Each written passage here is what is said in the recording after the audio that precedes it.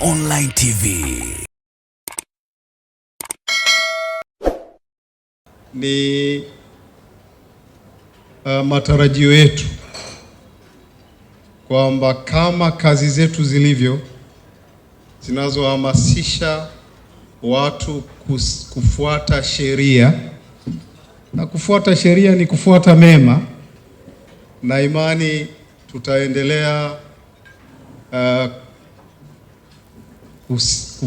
kufanya uadilifu, lakini pia tutafanya uwajibikaji wa hiari wa kulipa kodi kama ikiwa sehemu ya ibada.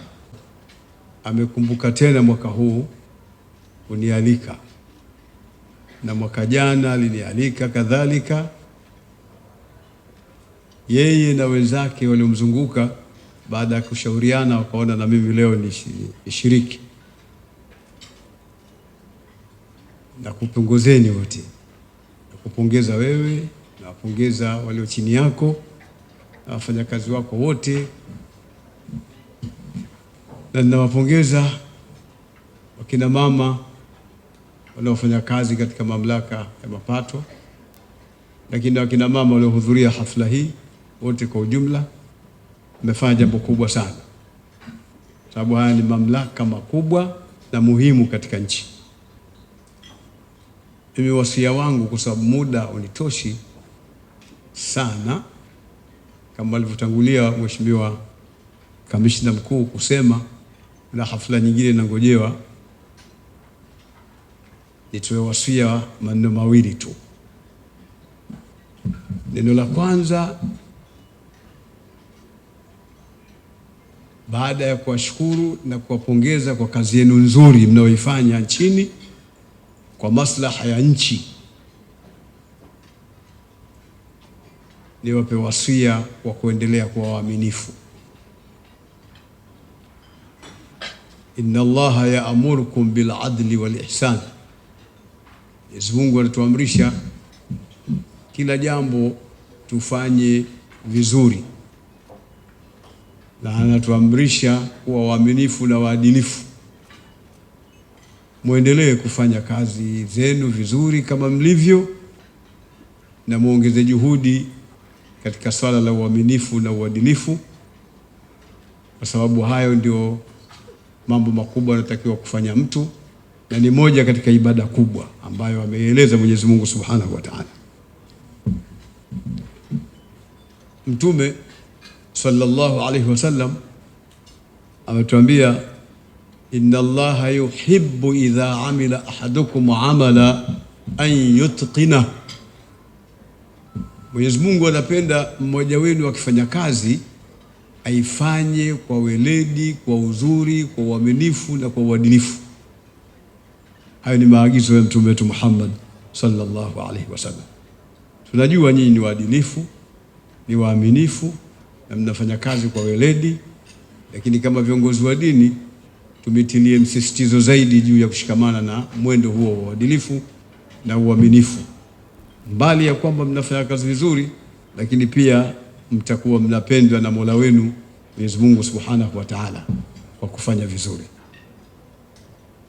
Jambo la pili ambalo nataka nilieleze, kipindi tulichonacho cha 10 hili la mwisho ambalo limebakiwa na siku 7 au 6 kwa sasa, ni kipindi cha kufanya dua zaidi. Tufanyeni katika ibada zetu dua mno, tumlilie Mwenyezi Mungu Subhanahu wa Ta'ala, tujinyenyekeze kwa Mwenyezi Mungu Subhanahu wa Ta'ala, ili Mwenyezi Mungu atujalie mambo yetu yote katika nchi yetu yawe mazuri, na maisha yetu Mwenyezi Mungu ayabadilishe yawe maisha mazuri, na riziki zetu Mwenyezi Mungu azipanue na zisiwe na taabu katika kuzipata, lakini ziwe na uhalali katika kuzitumia, na Mwenyezi Mungu ajalie amani katika nchi yetu, na Mwenyezi Mungu ajalie utuvu katika nchi yetu, lakini Mwenyezi Mungu ajalie taufiki ya kuwa na uwezo wa kuelewa mambo na kuyaweka mahala yanapotakiwa. Lakini tusikose kuiombea nchi amani na utulivu, bila kusahau kumwombea Mheshimiwa Rais wa Jamhuri ya Muungano wa Tanzania Mama Samia Suluhu na wote waliomzunguka na wanaomsaidia kama nyinyi katika mamlaka ya mapato nchini. Mwenyezi Mungu awahifadhi. Ilikuwa niseme mengi ambayo nilikuwa nimeyapanga, lakini insha Allah taala siku zikilipo, Mungu akijalia, wakati mwingine tutakuja kutoa wasia mkubwa zaidi. Na amenambia kamishna kwamba hii iftari ni iftari ambayo tumeitengeneza, tumeitayarisha kwa ajili ya walipa kodi, na mimi ni mmoja katika walipa kodi. Wallahu waliyu tawfiq. Wassalamu alaikum warahmatullahi wabarakatuh. Kwa kweli tuna kila sababu ya kuwapongeza kwa sababu tumeona mabadiliko makubwa sana ya utendaji katika taasisi yetu ya TRA.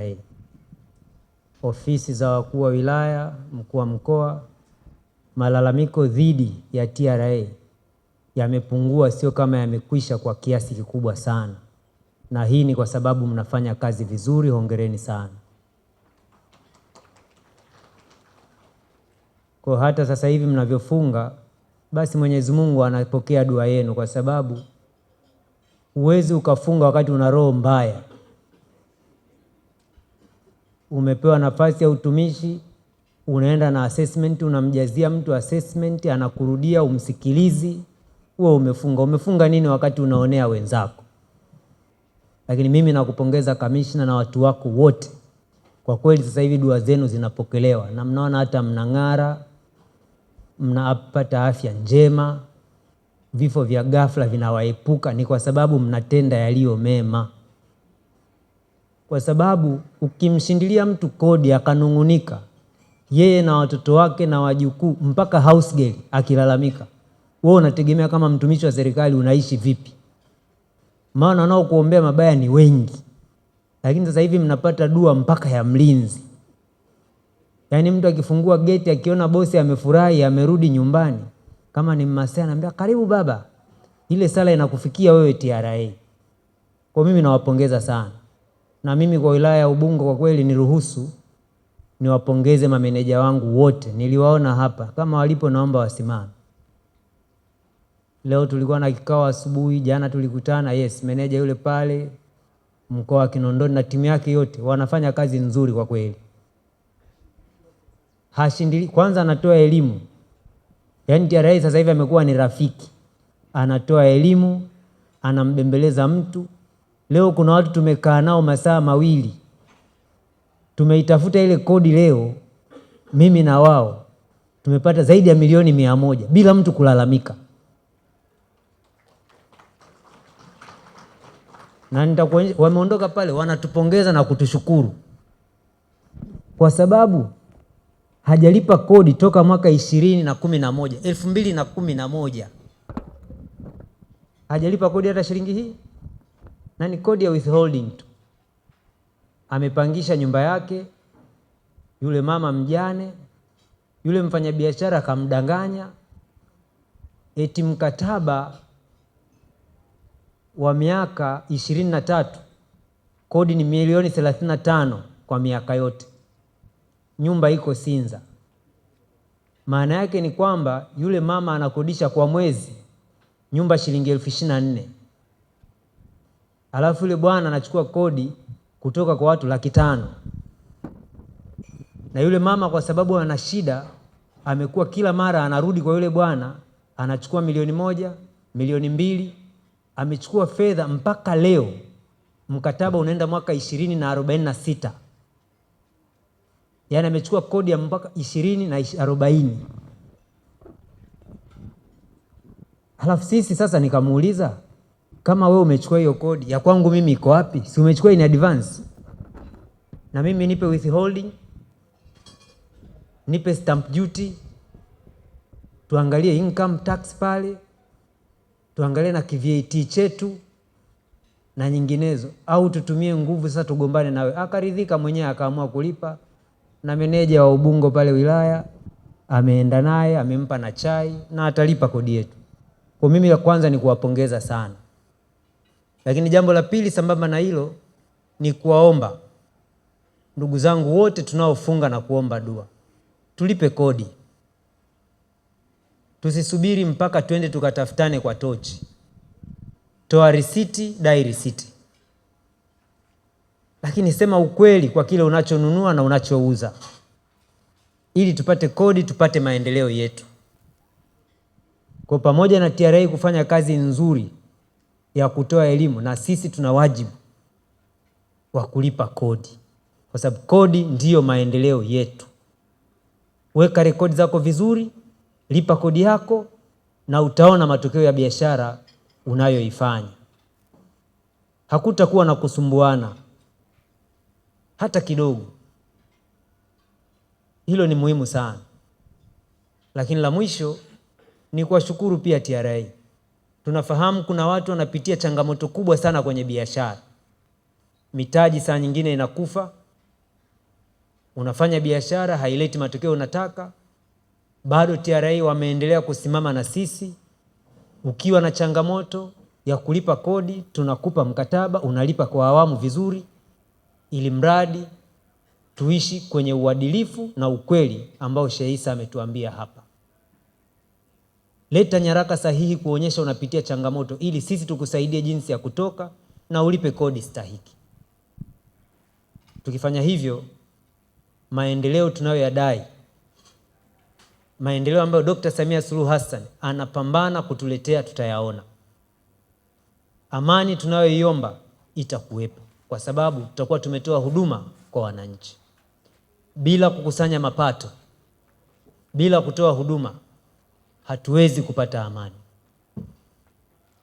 Hatuwezi kuishi kwa utulivu. Kwa haya yote yanategemeana. Kwa niaba ya mkuu wa mkoa nawashukuru sana. Tunawapongeza wale wote mnaoendelea na kufunga. Make your day right. Gilly Bonny Online TV. Kupata habari mpya na kwa haraka kila siku, usisahau kusubscribe kisha like na comment. Gilly Bonny Online TV.